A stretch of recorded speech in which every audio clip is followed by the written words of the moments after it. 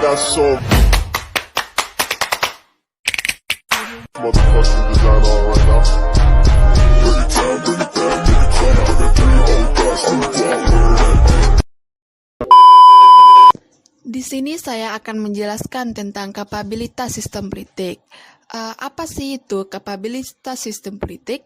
Sebelum kita masuk ke pengertian, kita harus tahu jika suatu sistem politik harus selalu mempunyai kapabilitas dalam menghadapi kenyataan dan tantangan dalam bernegara. Kapabilitas adalah kemampuan sistem politik dalam bidang ekstraktif, distributif, regulatif, simbolik, responsif, dalam negeri dan internasional untuk mencapai tujuan nasional sebagaimana yang telah termaksud pada pembukaan Undang-Undang Dasar 1945. Kapabilitas sistem adalah kemampuan sistem untuk menghadapi kenyataan dan tantangan.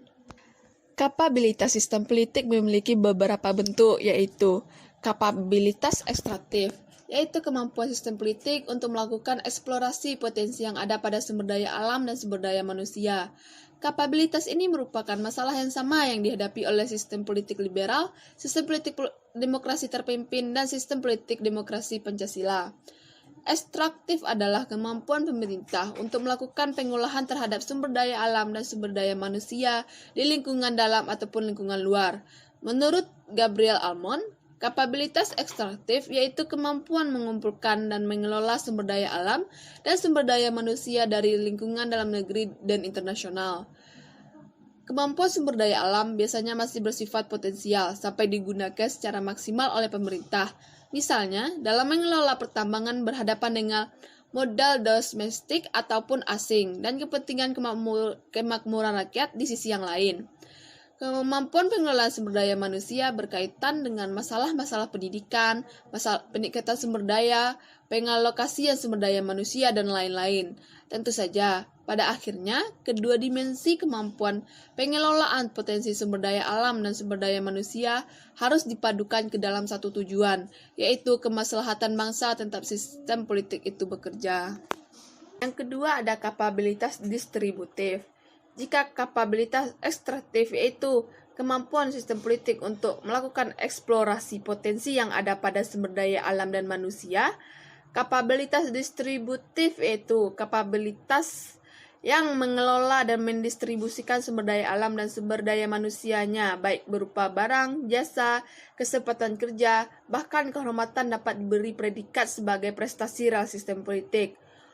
Ukuran kapabilitas ini adalah kuantitas serta sifat tingkat pentingnya barang yang didistribusikan.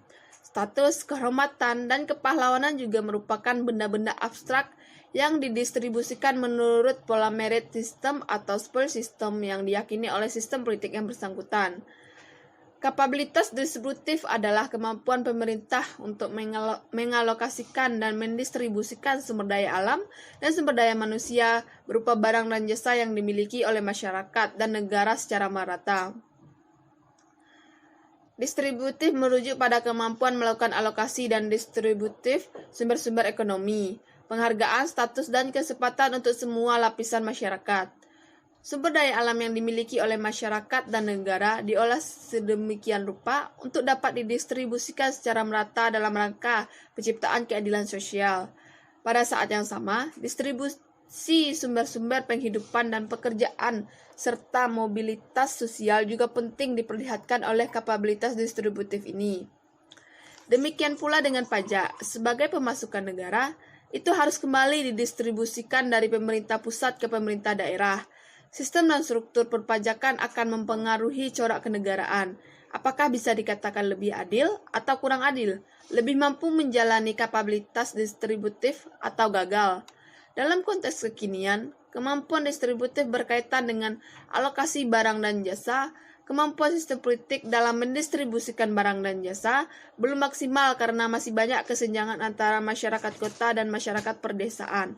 Banyak kita temui ketidakmerataan distribusi barang dan jasa bagi daerah yang mudah dijangkau dan yang tidak terjangkau. Contoh kecilnya saja, ketersediaan gedung sekolah dan kesehatan bagi masyarakat serta tenaga pengajar dan medis. Selain itu, berkaitan dengan alokasi kehormatan, status, dan kesempatan, Aktor-aktor politik di Indonesia belum bersedia mengalokasikan kehormatannya kepada pihak lain, sehingga yang terjadi hanya oligarki kekuasaan yang juga ditenggarai adanya sistem dinasti dalam kancah politik. Kesempatan kerja juga masih minim diciptakan oleh sistem politik sehingga menimbulkan banyak pengangguran. Simbolik, yaitu kemampuan untuk membangun pencitraan terhadap kepala negara atau juga rasa bangga terhadap negaranya.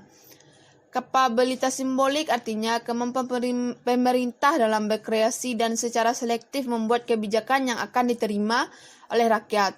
Semakin diterima kebijakan yang dibuat pemerintah, semakin baik kapabilitas simbolik sebuah sistem politik. Sekian dari saya, terima kasih. Assalamualaikum warahmatullahi wabarakatuh.